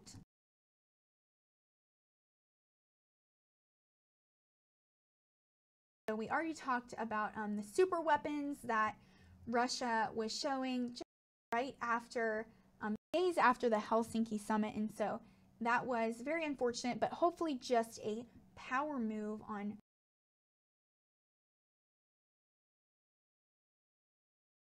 And also something interesting, it kind of happened before I started doing these daily broadcasts from RSBN, and so I didn't get to share it with you guys live as it was happening. But today, the Thailand boys that were rescued from the cave was actually their first time waking up at home. So I'm going to tell you guys a little bit about that, and also just received a $19.99 donation from Jesus is Lord 5454. Thank you so much, Jesus is Lord. A loyal viewer and donor that has just been watching ever since I started at my very first rally. You were so sweet and so supportive, and so thank you so much for your support and your donation. Really appreciate you. And shout out to Alexis Hicks on Facebook. Welcome. So glad that you are watching all the way from Unit B, back from North Greenville. Thank you for watching. Really appreciate you. And so I'm going to switch over and show you guys a little bit more about the Thailand boys that just, they woke up at home for the first time because they were released from the hospital. So that should be coming up right now. You should be able to see that, and this is from Reuters as well. So many were actually rising at dawn to take part in a religious ceremony. So the 12 boys, they're aged 11 through 16, and their 25-year-old coach, they were actually discharged from a hospital in the northern province of, and hopefully I can pronounce this right for you guys, Chiang Rai, on Wednesday, and later made their first public appearance. And so during a national TV broadcast, they smiled, joked, and showed solidarity with one another as they shared details of their traumatic experience inside the flooded Tam Lang Cave complex. So many of the boys actually hail from the sleepy district of Mae She, which is near the border with Myanmar, and some were greeted with hugs, tears, and smiles from their waiting relatives and friends when they returned home on Wednesday, and others were blessed with water as they entered their homes. So on Thursday, some of the boys and their relatives, like I said, they took part in the religious ceremonies at Mae Se's Wat Pha That Do Wai Temple. I am so sorry. Obviously, you can tell I am not as familiar with Thai. So this is an ancient temple with scenic views of the surrounding countryside. And reporters were actually not allowed to get close to the boys and their families at the temple to give them privacy. And the last of the group of 13 were actually brought out of the cave on Tuesday, ending a grueling 18-day ordeal that claimed the life of Samaran Kunin, who was a volunteer diver and former Thai Navy SEAL who came to help with the rescue mission. And he actually passed away on July 6th after losing consciousness during the mission to place oxygen tanks deep inside the cave just 2 days before the first boys were brought to safety. And during their TV news conference, the boys said when they entered the cave on June 23rd, they planned to only be inside the cave for about an hour after soccer practice, but a rainy season downpour flooded the tunnels, trapping them, and they had no food, and they only survived on water. And they took turns digging at the cave walls, hoping to find a way out. They said they drank water from dialysites, and on the first day they were okay, but after 2 days they were feeling tired. And their coach told them to stay still when possible to preserve energy. And this experience was actually made stronger and taught me not to give up. And this is what the youngest member, who goes by the name Titan, said. And they'll eventually spend time as novice Buddhist monks honor the dead diver's memory, their coach said on Wednesday.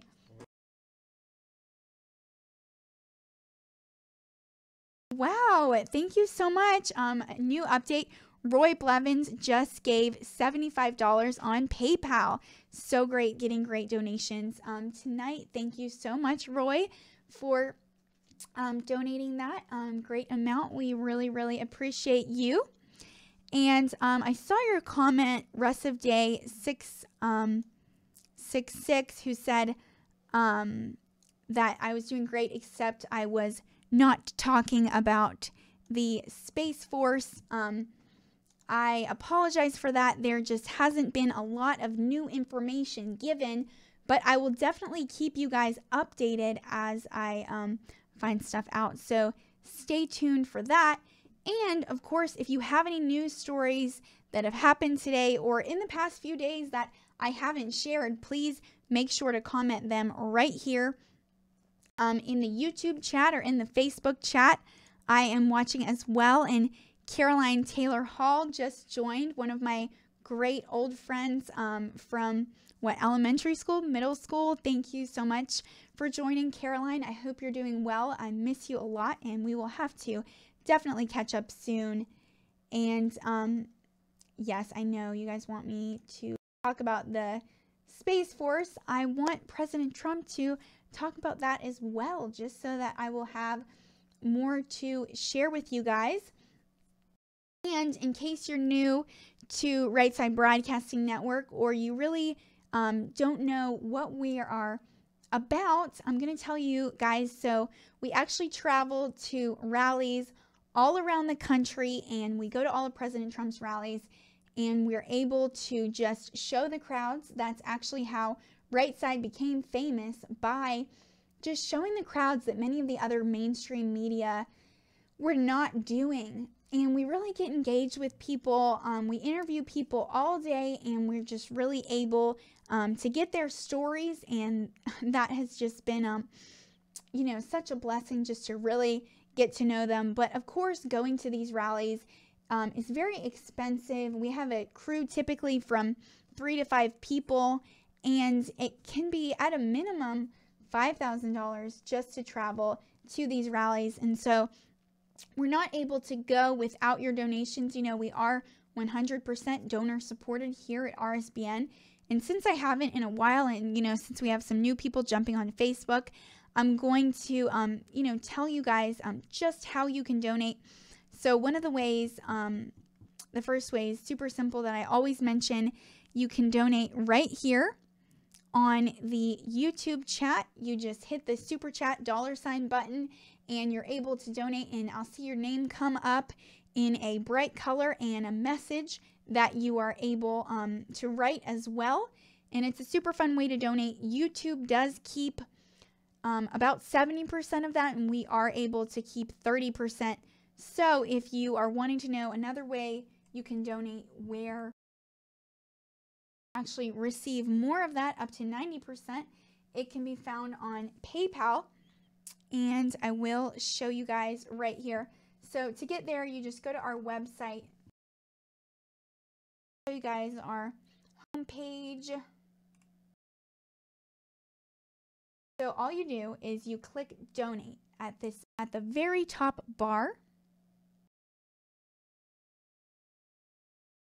And you can see the donation page with the different options. So if you are paying by PayPal or credit card, you just click that link.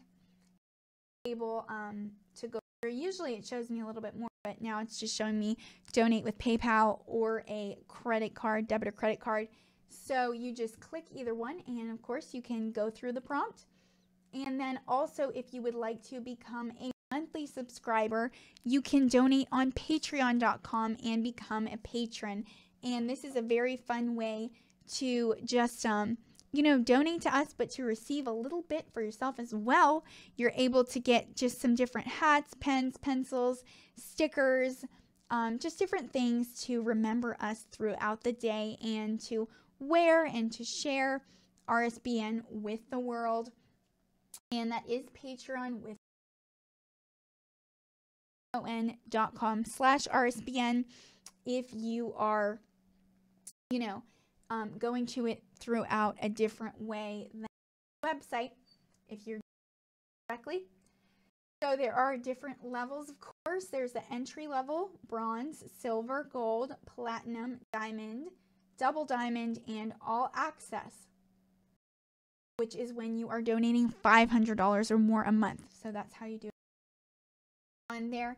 And the last way, if you are uncomfortable donating online, we completely understand and respect that.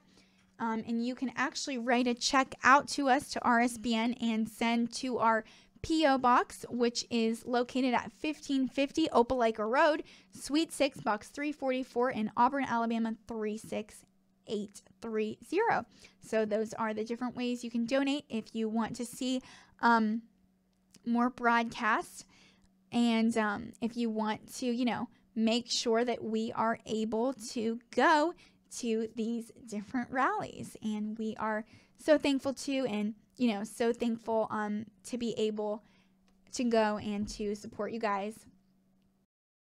So switching back over, and remember, like I mentioned before, if there are different stories or things that you would like to hear about, please let me know. I saw one of you commenting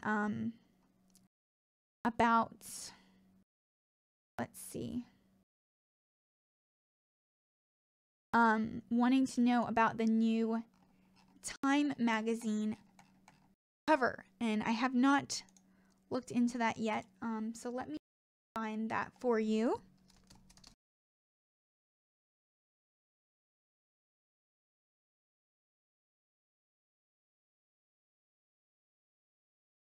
Okay.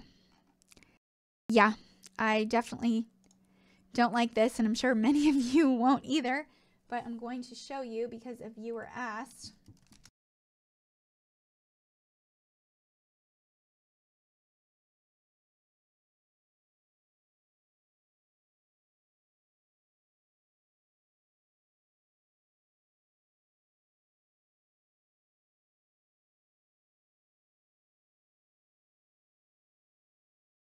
It is about the summit between President Trump and President Vladimir Putin.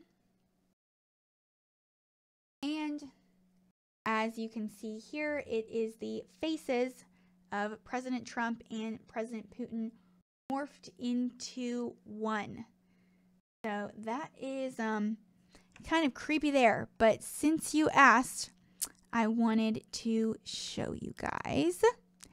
And making sure there's nothing new on Twitter. Caitlin Lashley just joined, another old friend from North Greenville. Thank you so much, Caitlin. Hope you are doing well. And switching back now, because I don't want to be staring at that cover for too long, I'm going to show you guys my Twitter handle right here is at Alyssa RSBN. And so if you haven't yet, I would love to connect with you guys on Twitter, and it mentioned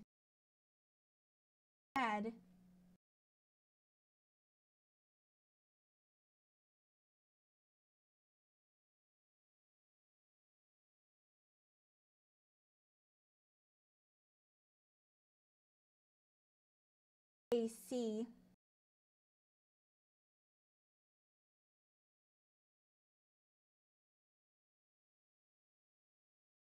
Rock Lake in Story.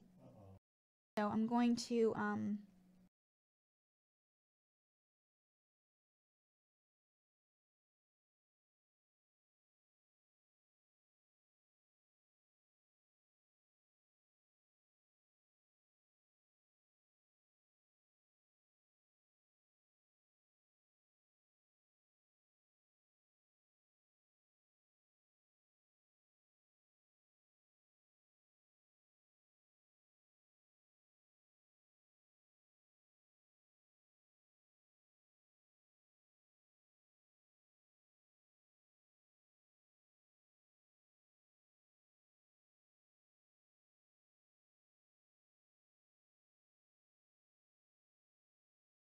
we might save that one for you guys just as more information is released, but we are seeing how big it is right now, so stay tuned for that.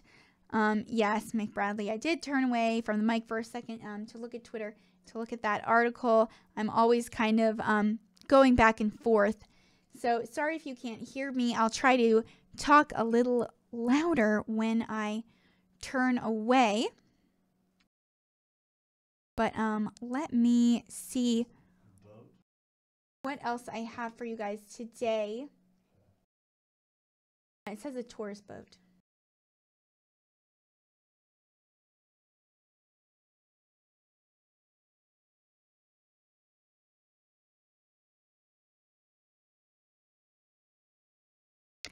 Okay, and Mikey Humbert, excuse me,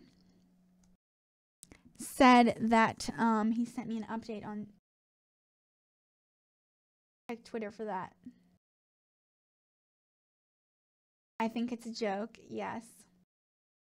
I'll show you guys.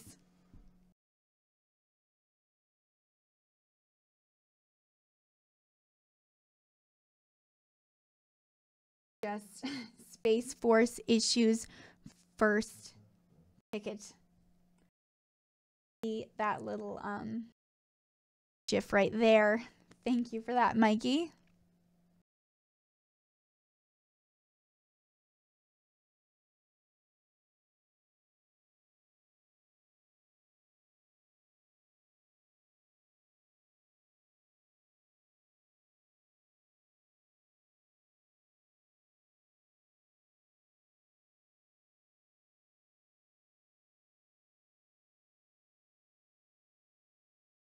And these people.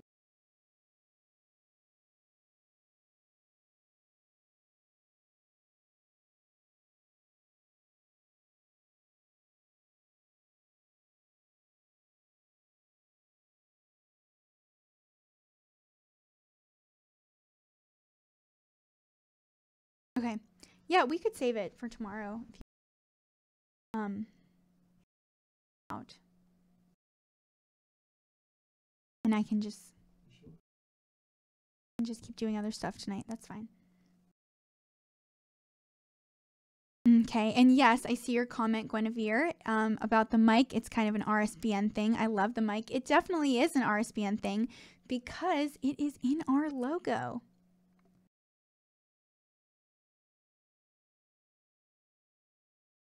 Okay, and seeing what else I have for you guys tonight. Stay tuned tomorrow for more on the tourist boat because we want to have as much information for you as possible. And as more is developed,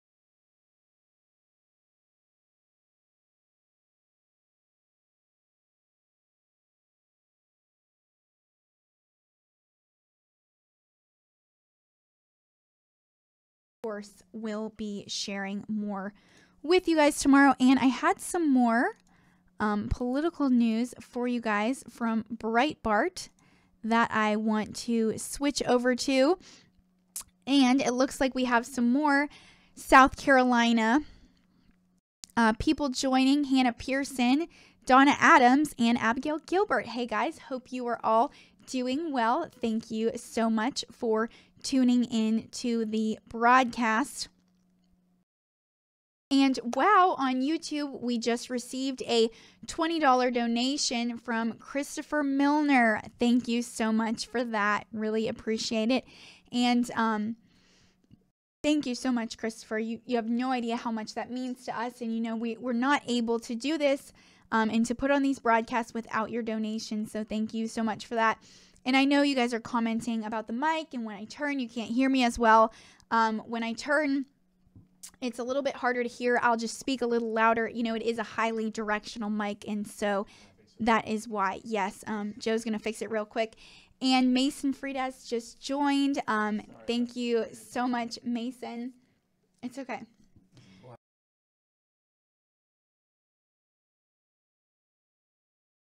And, you know, while we're fixing the mic. Fixed. Awesome. So it's just that silence detection. Okay, it should be good now. Mason was the station manager at the news station at North Greenville University, where I was the news director. So we were like business partners and worked together all the time. So thank you so much for joining, Mason. Hope you are doing well. He's doing great things. So a little plug for him. You'll definitely want to follow him, especially for all of your photography and videography needs. Also, just got a $20 donation from Space Jackson. Wow, thank you so much for that, Space. Really appreciate you so much. Like I said, we're not able to do this without you guys, or to, put on these broadcasts without you guys. And so thank you very much for your donations. And like I said, I'm going to, share a lot with you guys. But if there are any news stories from other sources that happened today or in the last few days that I have not shared with you guys, please make sure to share them with me on Twitter. And I'm going to check Twitter once again just to make sure I don't have anything new.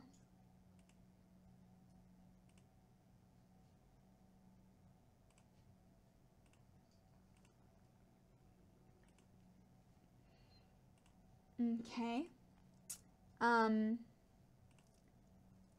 Trump 1 said, are you camera shy or reading a screen? So the camera's placed a little bit above the screen, but when I'm sharing with you guys my research and just different things I've found, I'm always looking down at it. So I know that is kind of annoying, but I try to look up as much as I can. And Josefa Ventura Morales just joined, another friend and the former news director who taught me a lot of what I knew at North Greenville University. So thank you so much for joining, Josefa. Really appreciate you. And also, I see your comment, Linda Belk. Did you speak about the tornadoes in Iowa?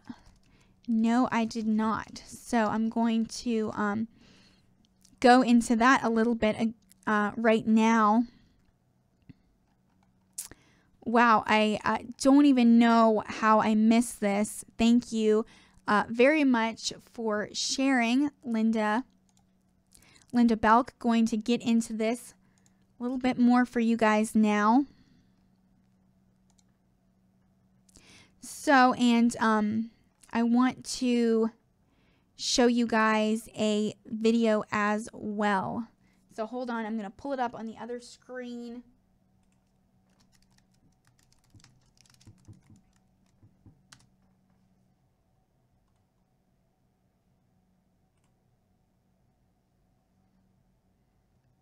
And there is a video you'll be able to see. Let me just switch over real quick. God. Oh my God. Honey, get inside. They just went a house. They just went a house. This is from Fox News. Houses are going. Incredible. We are just getting this in. Breaking tonight.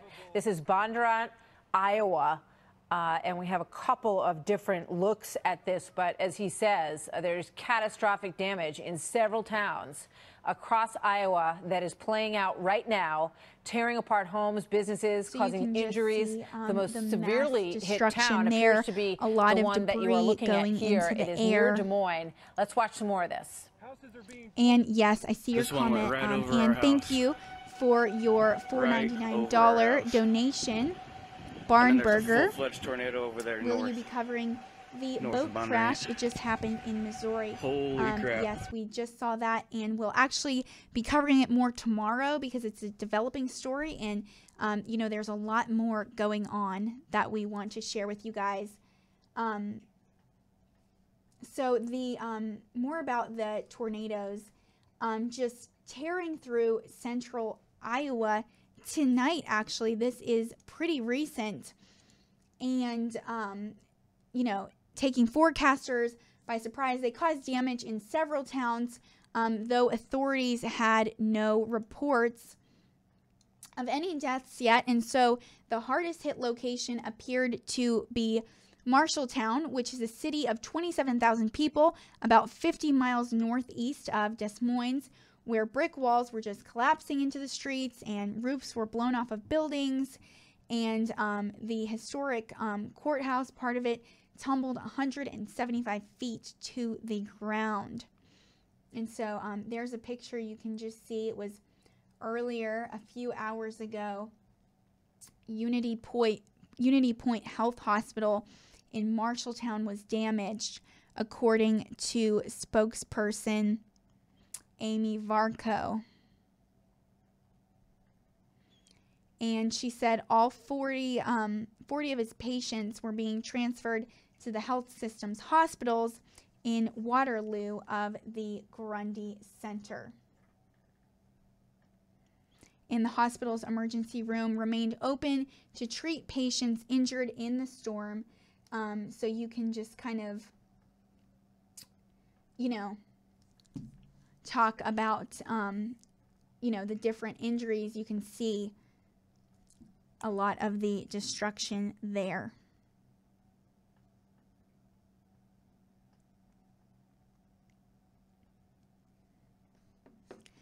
And so, guys, we're actually going to,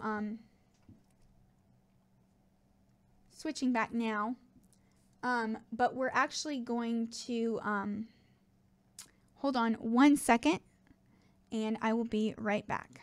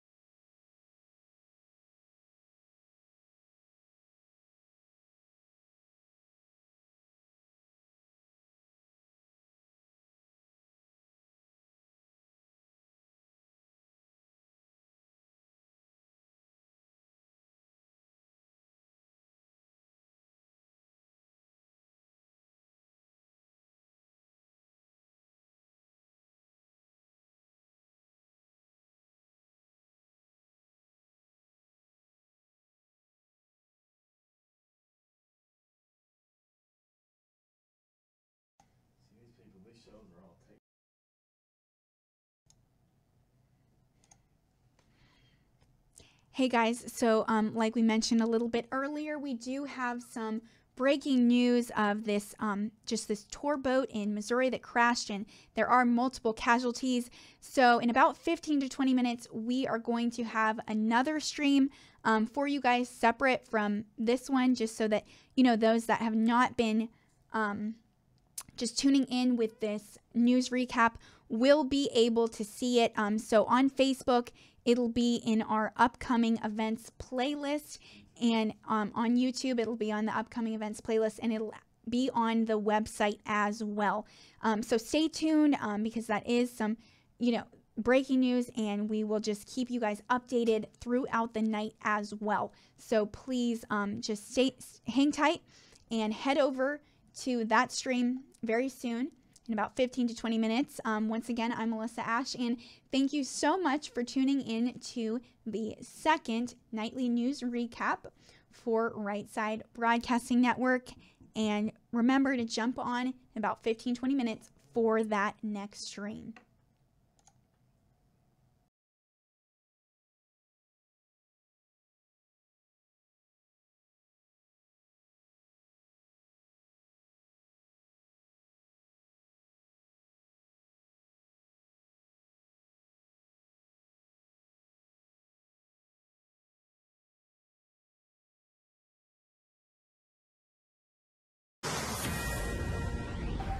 Oh my God.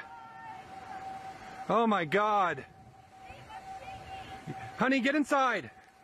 They just won a house. They just won a house. Houses are going.